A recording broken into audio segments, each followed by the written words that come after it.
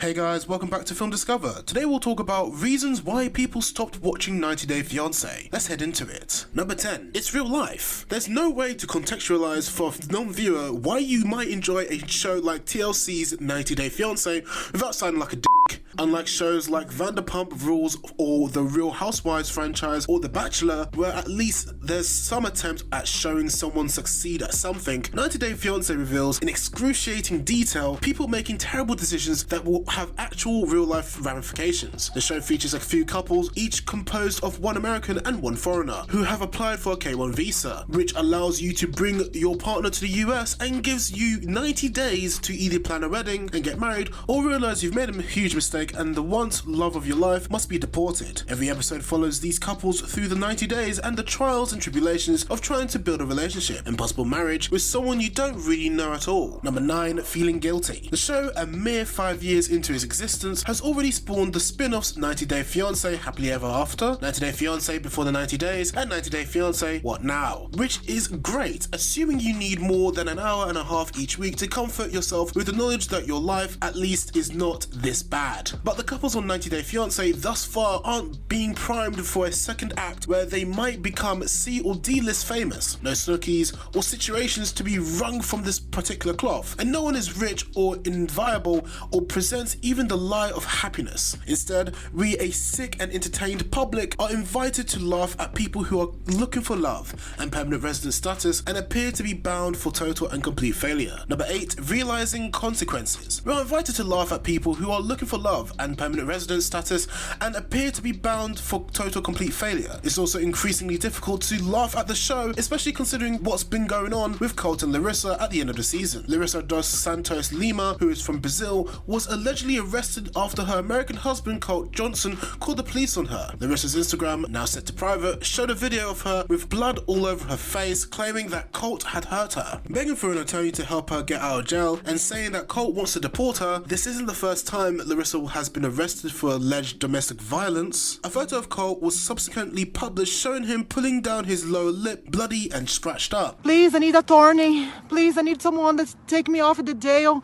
I'm going to the jail. Number 7. It got dark. If you've enjoyed the show in seasons past, this conclusion is far darker than the ones you're used to, where people merely scream at each other and break up. The latest news about Colt and Larissa serves as an uncomfortable reminder that these are real people, and at least one of them could face the real consequence of not just being arrested, but of having to leave the country. The price you have to pay for watching 90 Day Fiance singly is that you have to admit to yourself that you're a bad person who likes bad things. Number 6. It's no longer about love. Technically, and purely technically, 90 Day is focused on the idea of love. The same questions arise in every episode. Can love conquer all? Are they actually in love? Will everyone accept their love? The answers are always no, no, and absolutely not. Love could not conquer the fact that Muhammad in season 2 thought his wife had an odor problem that he decided to recount during the reunion special. It's tough to think that season 4's Anfisa loves Jorge when she keeps hitting him, or that Nicole's family ever accept her Moroccan fiance, since according to her stepmother, Morocco is right up there in top 4 of human trafficking. Love couldn't keep this season's Fernanda and Jonathan together, even though they were the least deplorable of all the couples. A bar so low to the ground you could just hop right over it, and there's literally nothing at this point that could justify whatever's going on with the complete horror show that is Larissa and Colt's marriage. Do you want to get married with me? Of course I do. Well, show me, because I don't feel that. Number 5. False expectations. In reality and in practicality, the show is about expectations. One partner's expectation that the United States and one of its citizens can provide them with the still sought after American dream, and the other partner's expectations of how an immigrant arriving in the country should behave. And in between all those hopes and wants they have for each other, resentment grows, destroying whatever chance ever had to make a relationship work. Number 4. Lies and debt. The show constructs an egregious kind of power play between two people. The Americans seem to expect perfect gratitude and near subservience from their foreign partners in return for financing their move or other expenses, creating a vortex of financial and emotional debt. The immigrants, on the other hand, often have unrealistic ideas about living in the US, whether it's because of what they think the US is like, prosperous, plentiful and comfortable, or whatever shameless lies their fiance has told them about their financial or living situation. They end up feeling burned. Number 3. The new season is a mess. There's Eric, a 40-year-old divorced divorced father of 3 and military veteran who eerily states in the first episode that he was either going to find a wife through a personal ad or an international matchmaking site or go fight ISIS. He's engaged to 29-year-old Lydia, an Indonesian woman who inexplicably left her posh life behind to live with Eric in a trash-strewn 2-bedroom apartment in Baraboo, Wisconsin, the town now famous for the teens who took a prom picture doing the Nazi salutes. And finally, there's Stephen and Olga, 2 dysfunctional 20-year-old cuties who met one carefree summer and got pregnant. Their beautiful relationship is married only by the fact that Olga lives in Russia, and Stephen, jealous of how much attention Olga gives to their newborn, is intent on perhaps kidnapping him and bringing him back to the US without his mother. Their big reveal is that Stephen delayed applying for her K1 visa, essentially stranding her in Russia, though he has acquiesced to not take their still breastfeeding newborn to the other side of the world without her. Are you sure that he applied for a visa at all?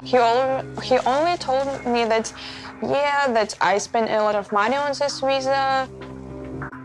You need to figure out. Number 2, at what cost? This Sunday is the final reunion episode for these couples, and some of them are incredibly still together, though they're still struggling with the very issues that plague them from the first episode. Financial troubles, emotional blackmail, crippling loneliness for the immigrants, possible expectations for the Americans, and continued attempts to erase the full history of whoever their partner was before they became tied to each other through intricate immigration paperwork. Number 1, the fake American dream. Imagine their shock when they show up and realize that being in the US doesn't guarantee any sort of prosperity or any kind of quality of life at all. The disappointment on their faces is palpable the moment they see their partners on American soil. Larissa is disappointed to discover that Colt doesn't buy her flowers at the airport because they're a waste of money, and he balks at getting a car with working air conditioning even though they live in the desert. Come on. Her disappointment is even more severe when she discovers that Colty, as she calls him, lives with his mother in a modest house in the suburbs of Las Vegas, nowhere near the strip. Meanwhile, Lydia is horrified out loud to find that Eric lives in a very small apartment with his messy adult daughter, and that they have no maids and no treasure trove of disposable income for their impending wedding.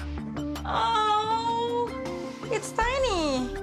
How am I supposed to sleep then? This brings us to the end of our video. I hope you enjoyed it. Hit like if you did, and don't forget to subscribe to our channel so you don't miss out any of our videos in the future. Also, watch the 2 videos that are on your screen because I'm sure you'll love them. With that, I'll see you in the next video.